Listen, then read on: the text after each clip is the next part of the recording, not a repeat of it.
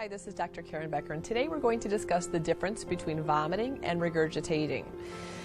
Now, I'm sure some of you are thinking, oh, that's a pretty gross, disgusting video topic, but the fact is, many people don't know exactly what's happening when something suddenly flies out of their pet's mouth, and having this information can be extremely helpful in determining whether you should see a vet and what to tell him or her at your appointment.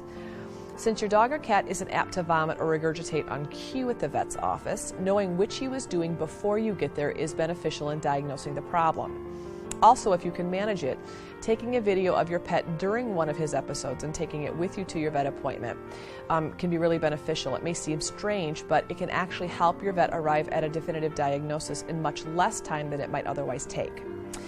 Most vets, when presented with the vomiting pet, first have to determine whether the pet is actually vomiting or regurgitating.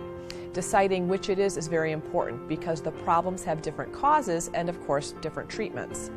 If your pet is about to vomit, he feels nauseous, so the abdominal walls are beginning to contract. He may drip or drool saliva or begin licking his lips right before he retches. Oftentimes there's a heaving motion where your pet's abdominal muscles begin to contract several times before he actually effectively empties the contents of his stomach onto your floor. If your pet regurgitates, chances are he simply opened his mouth and out came part of a meal or the water that he just drank.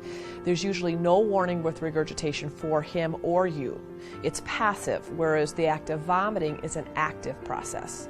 Regurgitation is less common than vomiting in cats.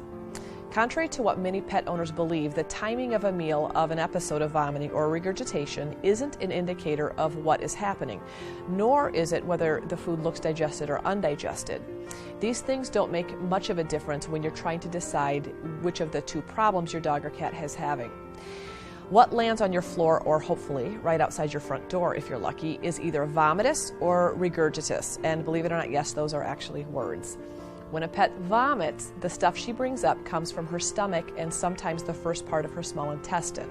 If there's yellow or orangish colored bile or digestive fluid, you know your pet is vomiting. But not all vomitus contains bile, so if you don't see any, it doesn't mean that your pet didn't vomit.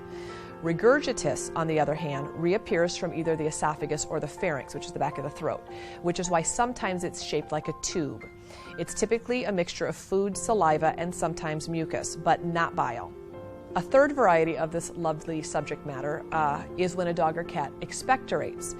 Many pet owners can confuse this event with vomiting. When an animal coughs a few times or several times and then produces a blob of mucus, she's expectorating, which is very different from regurgitating or vomiting. The key with expectoration is that there's always a cough involved. A disease of the esophagus is the most common cause of regurgitation in a pet and is either the result of an obstruction or a motility problem. The esophagus can be obstructed by a foreign body, a stricture, a vascular abnormality, or less commonly a tumor. Motility disorders, or problems with the muscle contractions of the esophagus, can be either congenital or acquired.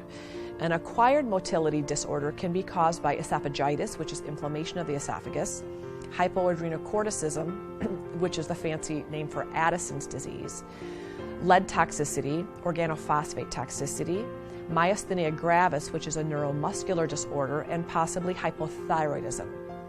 Megaesophagus, or an enlarged esophagus, can also cause regurgitation in many pets. Though uncommon, regurgitation can also be caused by pharyngeal dysphagia, which is a swallowing disorder. Pets with this condition can have difficulty or pain when swallowing, coughing, or gagging when they try and swallow. So you'll see pets that drop food from their mouth while eating. Pharyngeal dysphagia can be the result of a neuromuscular disorder, a tumor on the pharynx, or an anatomic abnormality, or also sometimes because of trauma. So as you can see, vomiting and regurgitation are actually quite different problems. The reasons pets vomit, which I've discussed in dozens of other videos and articles here at the Morcella Healthy Pet site, are wide-ranging, but much different than the reasons that a pet regurgitates. In an otherwise healthy pet, the tendency to vomit is usually tied to the diet, dietary indiscretion, possibly a toxin or foreign body, or a developing condition like inflammatory bowel disease.